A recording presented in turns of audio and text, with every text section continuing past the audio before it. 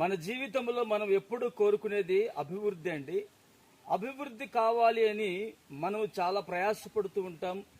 అనేక సందర్భాలలో మనము ఎదురు చూస్తూ ఉంటాం అభివృద్ధి కొరకు. మనం చేసేటువంటి పనిలోనైనా దే విషయంలోనైనా సరే అభివృద్ధి అనేది నాకు కావాలని ఆశపడతాం. మరికొందరైతే ఆత్మీయతలో అభివృద్ధి పరచబడాలని మరికొందరు ఆశపడుతూ ఉంటారు. మరి అభివృద్ధి అనేది ఎలా కలుగుతుంది? బైబిల్లో రాయబడింది, ఇస్సాకు గట ప్రభు తోడై ఉండి అతను చేసేటువంటి చేతి పని అంతటిలో ఇస్సాకుని క్రమముగా అభివృద్ధి పరిచినట్లుగా వాక్యం ఉంటుంది.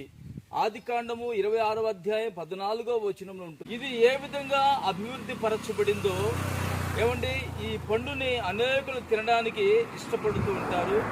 అలాగుననే నా యేసయ్య నిన్ను కూడా ఈ రోజున క్రమముగా అభివృద్ధి చెయ్యునుగాక. ఆమేన్.